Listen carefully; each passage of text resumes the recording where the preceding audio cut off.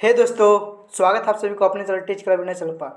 आज मैं क्लास 9 का जो एग्ज़ाम हुआ था जैक बोर्ड क्लास 9 का सामाजिक विज्ञान, ओके, तो इसका मैं आंसर की लाया हूँ जो कि बहुत ही इंपॉर्टेंट है कि आंसर की है।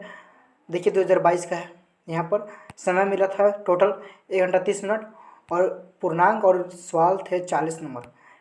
देखिए इसका जो आंसर की जो है इस वीडियो में बतलाने वाला हूँ, क्योंकि इस वीडियो में आप देख सकते हैं कि आपने कितना सही किया और कितना गलत किया है। आप इस वीडियो को से देखकर मिला सकते हैं। अगर आप इस वीडियो पर न्यू हैं प्लीज़ मेरे दोस्तों इस वीडियो को लाइक करें और हमारे चैनल को सब्सक्राइब जरूर करें। बढ़ते हैं इसके क्वेश्चन की ओर। देखिए पहला क्वेश्चन जो है, फ्रांस की मुद्रा की इकाई लिब्रो को किस वर्ष समाप्त कर दिया गया है? देखिए इसका right answer option number D 1794 ईस्वी में। ओके, अगला प्रश्न है क्वेश्चन नंबर 2, फ्रांसीसी सरकार करों में वृद्धि के लिए बाध्य क्यों हो गई? तो इसका right answer option number D इनमें से सभी। यहाँ पर ऑप्शन नंबर ए है कि बढ़ते जा रहे कर्ज को चुकाने के लिए, ऑप्शन नंबर 2 है सेना के रख रखाव के लिए, ऑप्शन नंबर 3 है राज दरबार तथा सरकारी कार्यालय को चलाने के लिए। इसका राइट आंसर सभी के लिए। ओके, पहला प्रश्न की ओर बढ़ते हैं। क्वेश्चन नंबर 3, क्वेश्चन नंबर 3 है कि फ्रांस की पूरी आबादी का लगभग 90% कौन लोग थे? 90% मतलब 90% कौन लोग थे? तो किसान लोग थे। ओके, अगला प्रश्न क्वेश्चन नंबर 4 कि 1748 में the spirit of the laws की रचना किसने की थी? तो इसका राइट आंसर होगा ऑप्शन नंबर ए रूसो ने। अगला प्रश्न है क्वेश्चन नंबर 5। क्वेश्चन नंबर 5 है क्वेश्चन नंबर 5 है कि जब 1791 में फ्रांस की नेशनल असेंबली ने संविधान का प्रारूप पूरा कर लिया तो इसका मुख्य उद्देश्य क्या था? देखिए इसका राइट आंसर होगा ऑप्शन नंबर ए सम्राट की शक्तियों को सीमित करना। अगला प्रश्न क्वेश्चन नंबर 6। क्वेश्चन नंबर 6 है कि फ्रांसीसी उपनिवेशों में कौन सी प्रथा का उन्मूलन जैकोबिन शासन के क्रांतिकारी सामाजिक सुधारों में से एक था? तो इसका राइट आंसर ऑप्शन नंबर 2 दास प्रथा। अगला प्रश्न क्वेश्चन नंबर 7, निम्न में से कौन यूरोप में ऐसा राष्ट्र चाहते थे जिसमें सभी धर्मों को बराबर का सम्मान और जगह मिले? इसका right answer option number C समाजवादी। समाजवादी नहीं, ऑप्शन नंबर ए होगा उदारवादी। ओके, अगला प्रश्न क्वेश्चन नंबर 8। क्वेश्चन नंबर 8 है कि निम्न में किसका विश्वास था कि खुद को पूंजीवादी शोषण से मुक्ति कराने के लिए मजदूरों को एक अत्यंत भिन्न किस्म का समाज होना जरूरी है, मतलब बनाना जरूरी होगा? ऑप्शन नंबर डी होगा। ऑप्शन नंबर सी जो है आपका राइट आंसर है, मतलब कि कार्ल मार्क्स का। अगला प्रश्न question number 9, Finland, Latvia, Lithuania, Estonia तथा पोलैंड के कुछ हिस्से किस प्रकार के अंग थे? इसका right answer option number D रूसी का। अगला प्रश्न क्वेश्चन नंबर 10। क्वेश्चन नंबर 10 है कि मार्क्स के विचारों को मानने वाले समाजवादियों ने 1998 में किस पार्टी का गठन किया? इसका right answer option number 2 Russian social democratic workers party. अगला प्रश्न क्वेश्चन नंबर 11, 1914 में दो यूरोपीय गठबंधनों के बीच युद्ध छिड़ गया। एक खेमे में जर्मनी, ऑस्ट्रिया तथा तुर्की थे, तो दूसरे खेमे में कौन कौन देश थे? इसका राइट आंसर ऑप्शन नंबर ए फ्रांस, ब्रिटेन और रूस। अगला प्रश्न क्वेश्चन नंबर 12। क्वेश्चन नंबर 12 है कि पूर्वी देशांतर रेखा जो भारत की उत्तर रेखा मानी जाती है वो भारत की किस राज्य और शहर से गुजरती है? किस राज्य और शहर से गुजरती है? देखिए इसका right answer option number A Uttar Pradesh, Mirzapur से। ओके, अगला प्रश्न है क्वेश्चन नंबर 13। क्वेश्चन नंबर 13 है कि पश्चिम में यूरोपीय देशों एवं पूर्वी एशियाई देशों को कौन सा सागर मिलाती है? तो इसका right answer option number 3 Hind महासागर। अगला प्रश्न क्वेश्चन नंबर 14, भारत की भूमि की सीमा उत्तर पश्चिम में किस देश के साथ जुड़ी हुई है? तो ऑप्शन नंबर ए होगा आपका राइट आंसर पाकिस्तान और अफगानिस्तान। अगला प्रश्न क्वेश्चन नंबर 15, सतलुज और सिंधु के बीच स्थित हिमालय के भाग को किस नाम से जाना जाता है? तो इसका राइट आंसर ऑप्शन नंबर ए हिमालय। अगला प्रश्न क्वेश्चन नंबर 16, पटकाई, नागा, मिजो तथा मणिपुर निम्न में से किनके नाम है? तो ऑप्शन नंबर डी होगा पहाड़ियों। अगला प्रश्न क्वेश्चन नंबर 17, भारत के उत्तरी मैदान जो जलोढ़ मृदा से बनी है उसका निर्माण किन नदियों से के द्वारा हुआ है? इसका राइट आंसर होगा option number A Sindhu, Sutlej और तीस्ता। अगला प्रश्न क्वेश्चन नंबर 18, क्वेश्चन नंबर 18 है कि किन कारणों से भारत का उत्तरी मैदान कृषि की दृष्टि से सर्वाधिक उत्पादन क्षेत्र माना जाता है? तो इसका राइट आंसर होगा ऑप्शन नंबर डी सभी। मतलब कि ऑप्शन नंबर ए में है समृद्ध मृदा आवरण, ऑप्शन नंबर बी है प्रचुर पानी की उपलब्धता, ऑप्शन नंबर 3 है अनुकूल जलवायु, ऑप्शन नंबर डी है इनमें सभी। तो इसके इन सभी के कारणों का मतलब होता है।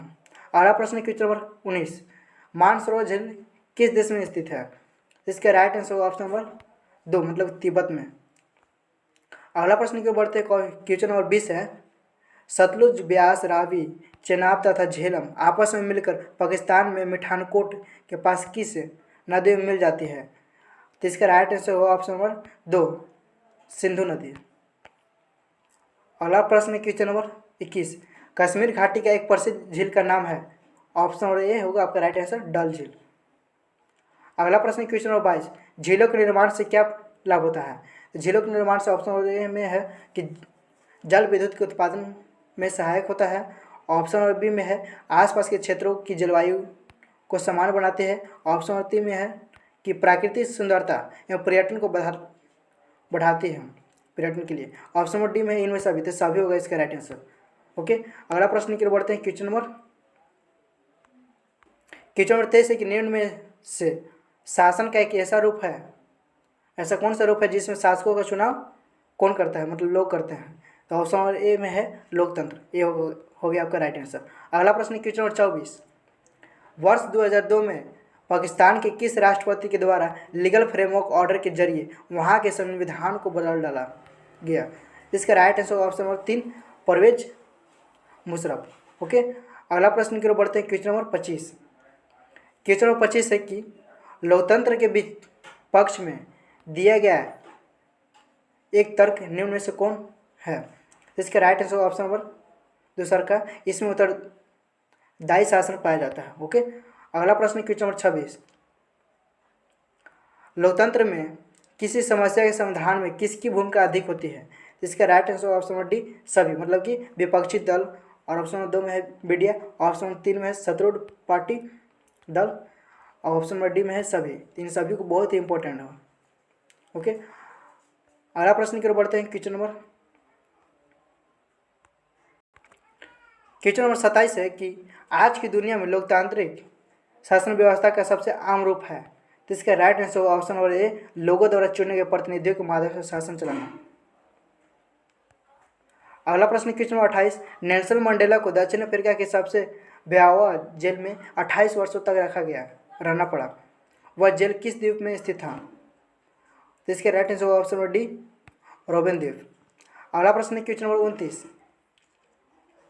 दक्षिण अफ्रीका में रंगभेद के खिलाफ जब जनता का संघर्ष और विरोध बढ़ने लगा तो वहाँ के सरकार ने अपनी नीतियों में क्या बदलाव शुरू कर दिया? तो इसका right answer option number D सभी, मतलब कि भेदभाव वाले कानूनों को वापस ले लिया, राजनीतिक दलों पर लगा प्रतिबंध उठा लिया गया। ऑप्शन नंबर 3 है नेल्सन मंडेला को आज़ाद कर दिया गया। तो इसका राइट आंसर 3 होगा। अगला प्रश्न क्वेश्चन नंबर 30, लोकतांत्रिक शासन वाले देशों में किसका होना जरूरी है? इसका right answer option number B संविधान का होना जरूरी है, बहुत है। अगला प्रश्न क्वेश्चन नंबर 31, भारत देश ने किस आधार पर हुए बंटवारों की विभाषा झेली थी? इसका राइट आंसर ऑप्शन नंबर ए जो होगा आपका राइट आंसर। ओके, अगला प्रश्न की ओर बढ़ते हैं क्वेश्चन नंबर 32। क्वेश्चन नंबर 32 है कि संविधान प्रमुख रूप से क्या काम करता है? जिसका राइट आंसर होगा आपका तीनों, मतलब कि ऑप्शन नंबर डी होगा आपका राइट आंसर। अगला प्रश्न की ओर बढ़ते हैं क्वेश्चन नंबर 33 की ओर। ओके, क्वेश्चन नंबर 33 है यहाँ पर कि पालमपुर के निकटतम बड़े गांव का क्या नाम था? जिसका राइट आंसर होगा ऑप्शन नंबर ए रायगंज। अगला प्रश्न क्वेश्चन नंबर 34, भूमि मापने के मानक इकाई क्या होता है?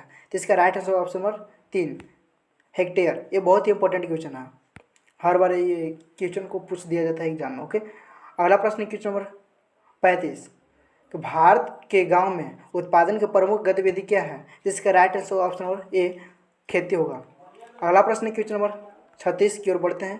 क्वेश्चन नंबर 36 है कि लघु विनिर्माण, परिवहन, दुकानदारी, डेयरी किस प्रकार की क्रिया है, तो इसका राइट आंसर होगा ऑप्शन नंबर ए गैर कृषि क्रिया है। अगला प्रश्न क्वेश्चन नंबर 37 आर्थिक विकास की दृष्टि से कौन सर्वाधिक महत्वपूर्ण है, इसका राइट आंसर होगा ऑप्शन नंबर 2 मानवीय पूंजी। अगला प्रश्न की ओर बढ़ते हैं क्वेश्चन नंबर 38 निम्न में से कौन से कारक जनसंख्या की गुणवत्ता को बढ़ाता है, तो ऑप्शन नंबर ए में है साक्षरता दर, ऑप्शन नंबर 2 में है लोगों का स्वास्थ्य, ऑप्शन नंबर 3 में है कौशल निर्माण, ऑप्शन नंबर डी में है इनमें सभी, जिसका राइट आंसर होगा तीनों, मतलब ये सभी होगा। अगला प्रश्न क्वेश्चन नंबर 39 ऐतिहासिक और सांस्कृतिक कारणों से परिवार में महिलाओं और पुरुषों के बीच किसका विभाजन हुआ रहता है, जिसका राइट आंसर होगा ऑप्शन नंबर 3 श्रम का। अगला प्रश्न है क्वेश्चन नंबर 40 है कि किस प्रकार की जनसंख्या अर्थव्यवस्था पर बोझ होती है, जिसका राइट आंसर होगा ऑप्शन नंबर ए निरक्षर और अस्वस्थ। ओके, देखिए इस वीडियो में सभी प्रश्नों को हल किया गया, मतलब 40 प्रश्न थे, 40 प्रश्नों को हल किया गया। अगर ये वीडियो आपको अच्छा लगे तो वीडियो को लाइक करें, शेयर करें अपने दोस्तों को, क्योंकि मैं ऐसा ही वीडियो लाता रहूँगा क्लास 9 से जुड़ी और भी इंपॉर्टेंट वीडियो। तो आप अगर मेरे चैनल पर नहीं हो तो प्लीज़ वीडियो को लाइक करके शेयर सब्सक्राइब जरूर करें। मिलते हैं नेक्स्ट वीडियो में, तब तक के लिए जय हिंद साथियों, जय Bharat. Thanks for watching this video.